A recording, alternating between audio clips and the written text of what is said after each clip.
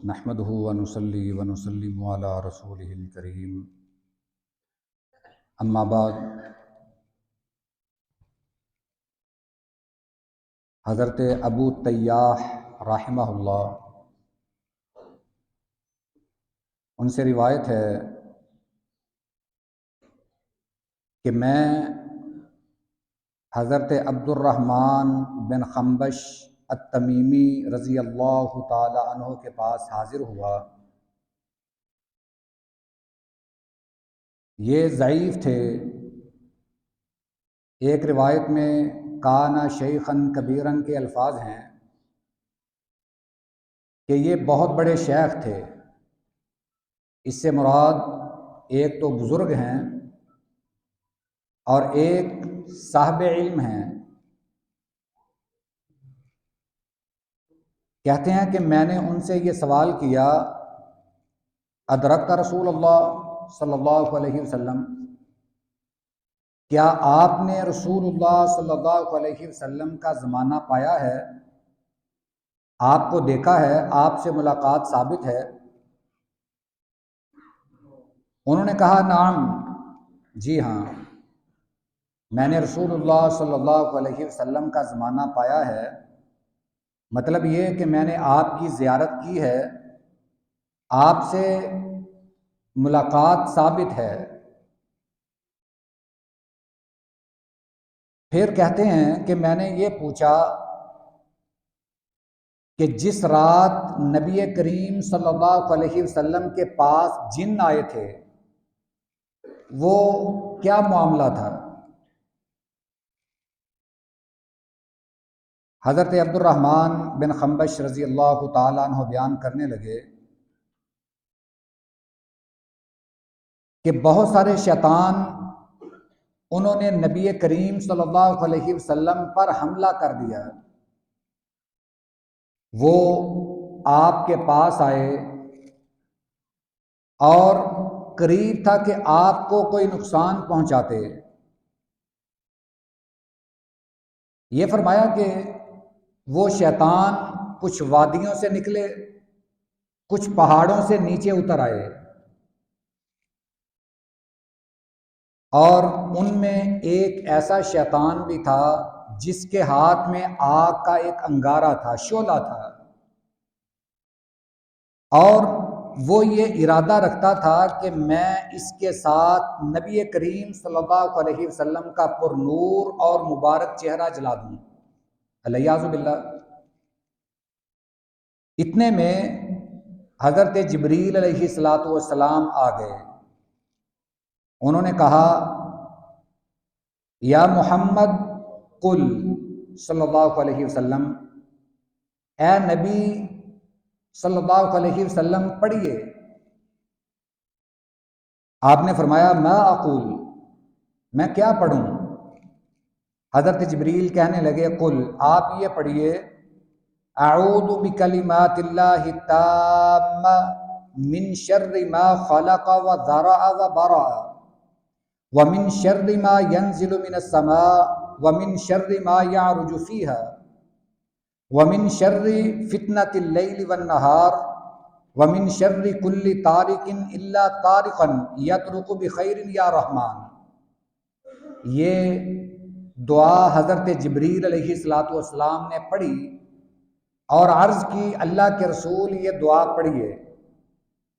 نبی کریم صلی اللہ علیہ وسلم نے جب یہ دعا پڑھی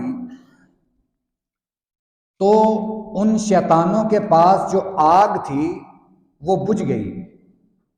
ایک شیطان جس کے ہاتھ میں شعلہ تھا، یہ دعا پڑھنے کی بدولت وہ بجھ گیا۔ وَهَزَمَهُمُ اللَّهُ تَبَارَكَ وَتَعَالَى، اللہ تعالیٰ نے شیطانوں کے اس لشکر کو شکست فاشد دوچار کر دیا۔ اللہ نے ان کو ذلیل و رسوا کر دیا، جو ان کے ناپاک عزائم تھے انہیں خاک میں ملا دیا۔ یہ مسند احمد کی حدیث مبارکہ ہے۔ علامہ البانی رحمہ اللہ نے اس کی سند کو حسن قرار دیا ہے۔ بعض محققین وہ اسے ضعیف بھی کہتے ہیں، مگر بعض کے نزدیک یہ صحیح ہے، علامہ البانی نے اسے حسن کہا ہے، لہٰذا یہ قابل قبول ہے۔ اس میں جو دعا بیان ہوئی ہے وہ دعا حضرت جبریل علیہ الصلاۃ والسلام نے نبی کریم صلی اللہ علیہ وسلم کو سکھائی۔ حضرت ابو طیاح رحمہ اللہ یہ تابعی ہیں اور کہتے ہیں کہ میں عبد الرحمن بن خنبش التمیمی رضی اللہ تعالی عنہ سے ملا اور ان سے پہلی بات تو یہ پوچھی کہ آیا آپ واقعی صحابی ہیں، یعنی آپ نے رسول اللہ صلی اللہ علیہ وسلم کا زمانہ پایا ہے؟ اس کا مطلب یہ ہے کہ آپ نے آپ کی زیارت کی ہے، آپ سے ملاقات ثابت ہے؟ انہوں نے جواب میں یہ کہا کہ ہاں، میں نے رسول اللہ صلی اللہ علیہ وسلم کا زمانہ پایا ہے، یعنی میں بھی صحابی ہوں۔ یہ ویسے بصرہ کے رہنے والے تھے، حضرت ابو طیاح یہ بھی بصرہ کے رہنے والے تھے، اور نبی کریم صلی اللہ علیہ وسلم کے وصال کے بعد مختلف صحابہ کرام مختلف علاقوں میں چلے گئے، عرب کو چھوڑ کر کوئی شام کو چلے گئے، کوئی مصر کو چلے گئے، کوئی بغداد، بصرہ اور کوفہ کو چلے گئے۔ تو یہ بصرہ میں تھے۔ ان سے ایک واقعہ تابعی نے پوچھا کہ جس رات شیطانوں نے نبی کریم صلی اللہ علیہ وسلم پر حملہ کیا تھا وہ ذرا بیان تو کیجئے۔ حضرت عبد الرحمن بن خنبش رضی اللہ تعالی عنہ نے وہ واقعہ بیان کیا کہ اس رات بہت سارے شیطان آئے، وادیوں سے بھی نکلے، پہاڑوں سے بھی اتر آئے۔ ایک شیطان تو بڑے ناپاک عزائم رکھتا تھا، اس کے ہاتھ میں آگ تھی، شعلہ تھا، وہ نبی کریم صلی اللہ علیہ وسلم کے چہرہ اقدس کو نقصان پہنچانا چاہتا تھا۔ مگر یہ کیسے ہو سکتا ہے؟ آپ کی حفاظت تو اللہ کرنے والے ہیں۔ دنیا کی بڑی بڑی طاقتیں نبی کریم صلی اللہ علیہ وسلم کو نقصان پہنچانے آئیں، مگر آپ کا بال بھی بیکا نہیں کر سکیں۔ ان دشمنوں کے درمیان سے اللہ نے آپ کو بخیر و عافیت نکال لیا۔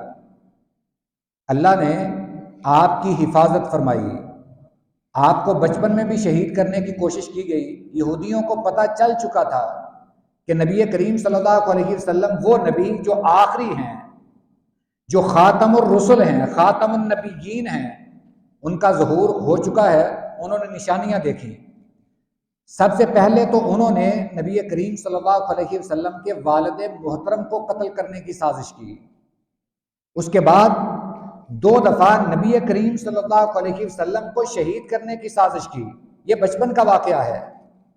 ایک وہ سفر جو یمن کا تھا جس میں بحیرہ راہب نے آپ کے چچا ابو طالب سے یہ کہا تھا کہ اپنے بھتیجے کو واپس لے جائیے، میں یہ دیکھ رہا ہوں کہ یہ آپ کا بھتیجا آنے والے وقت میں ایک بہت اونچا مقام حاصل کرے گا، اور شام کے، یمن کے جو یہودی ہیں وہ اس بچے کی نشانیاں پہچان لے گے اور ہو سکتا ہے کہ وہ اس بچے کو قتل کر دیں۔ ابو طالب نے نبی کریم صلی اللہ علیہ وسلم کو وہیں سے واپس بھیج دیا۔ یعنی یہ جو یہودی تھے انہوں نے نبی کریم صلی اللہ علیہ وسلم کو شہید کرنے کے پہلے سے بھی منصوبے بنائے تھے، اور نبوت کے بعد بھی۔ ایک دفعہ آپ یہ جو غزوہ بنو نذیر واقع ہوا تھا اس کا محل وقوع یہی تھا کہ یہودیوں نے آپ کے اوپر پتھر گرا کر آپ کو شہید کرنے کی سازش کی۔ قریب تھا کہ وہ اوپر سے پتھر گرا دیتے۔ حضرت جبریل نے آ کر بتایا کہ اللہ کے رسول یہاں سے چلیے۔ نبی کریم صلی اللہ علیہ وسلم وہاں سے فوراً نکلے۔ آپ کے ساتھ آپ کے مشیران بھی تھے، حضرت ابو بکر، حضرت علی، حضرت عمر، حضرت عثمان، حضرت انس۔ وہ حیران رہ گئے کہ نبی کریم صلی اللہ علیہ وسلم اتنی جلدی کیوں گئے ہیں۔ آخر وہ جب واپس آئے، نبی کریم صلی اللہ علیہ وسلم مدینہ میں موجود تھے، مسجد نبوی میں تھے۔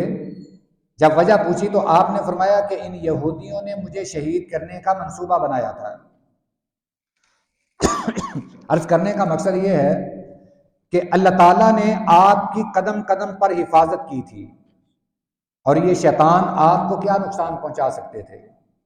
حضرت جبریل نے آ کر صرف یہ دعا سکھائی، حالانکہ حضرت جبریل خود چاہتے تھے ان شیطانوں کا کلا کما کر دیتے، مگر ایک طریقہ بتا دیا کہ اگر میرے نبی یہ دعا پڑھ کر بچ سکتے ہیں تو آپ کے امتیوں کو بھی یہ دعا پڑھنی چاہیے، وہ بھی یہ دعا پڑھ کے شیطانی حملوں سے بچ سکتے ہیں۔ یہ دعا ہم یاد کریں، اس کو پڑھیں، یہ حضرت جبریل نے ہمیں سکھائی ہے، نبی کریم صلی اللہ علیہ وسلم نے پڑھی ہے۔ اللہ نے اس دعا کے ذریعے سے تمام شیطانی حربے ناکام بنا دیے۔ اللہ یہ پڑھنے کی ہمیں توفیق عطا فرمائے۔ وآخر دعوانا ان الحمد للہ رب العالمین۔